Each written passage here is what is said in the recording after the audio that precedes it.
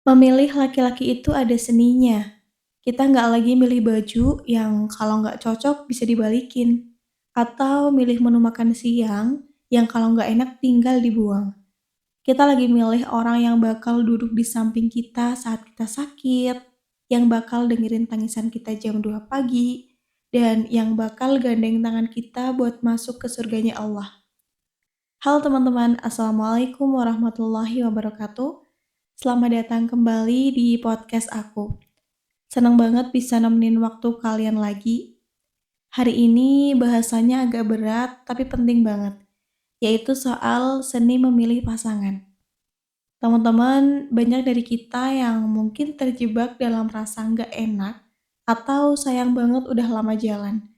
Padahal tanda-tanda kalau dia bukan yang tepat itu udah nyata di depan mata. Langsung aja kita kupas satu persatu biar nggak salah langkah menuju pelaminan. Poin pertama yang sering banget orang bilang itu adalah cari yang agamanya baik. Tapi pertanyaannya, agama yang baik itu yang kayak gimana sih? Apakah yang postingannya kutipan ayat terus? Hal itu belum tentu. Nah, di dalam Islam, laki-laki baik itu ibarat pohon yang akarnya kuat. Silahkan kalian bisa cek dua hal ini. Yang pertama adalah bagaimana hubungannya sama penciptanya. Kalau dia berani meninggalkan perintah Allah yang udah jelas-jelas ngasih dia hidup, apa jaminannya dia nggak bakal ninggalin kamu suatu saat nanti? Yang kedua adalah gimana dia memperlakukan perempuan pertama di hidupnya yaitu ibu. Cara dia bicara sama ibunya adalah spoiler cara dia bicara sama kamu 10 tahun ke depan. Kalau dia hormat, lembut, tapi tetap punya pendirian, itu poin plus besar. Banyak perempuan yang punya sifat I can fix him. Please, jangan. Tugas kita bukan buat mengubah karakter orang. Tugas kita adalah memilih yang karakternya udah mateng. Coba perhatikan pas dia lagi marah atau pas sesuatu nggak berjalan sesuai kemauannya. Red flag, iya, main tangan, kata-kata kasar, atau silent treatment berhari-hari. Ini tanda dia nggak punya manajemen emosi. Kemudian ada green flag. Dia bisa diajak diskusi meskipun lagi beda pendapat. Dia nggak merendahkan harga dirimu di depan umum. Laki-laki yang gentle dalam Islam itu bukan yang lemah, tapi yang paling kuat menahan amarahnya. Rasulullah Shallallahu Alaihi Wasallam pun pernah bilang, orang yang kuat itu bukan orang yang jago gulat, tapi yang bisa mengendalikan dirinya saat marah. Teman-teman sering banget ada pertanyaan, harus cari yang kaya nggak sih? Kaya itu sebenarnya bonus, tapi bertanggung jawab itu wajib. Ada laki-laki yang kaya tapi pelit dan nggak mau usaha. Ada yang sekarang masih berjuang tapi mentalnya pejuang. Laki-laki yang baik buat kamu adalah dia yang punya visi. Dia tahu mau bawa kamu kemana. Dia nggak cuman bilang, jalanin aja dulu yuk. Tapi dia bilang, kita mulai dari sini. Target kita ke sana, dan ini cara aku menjagamu.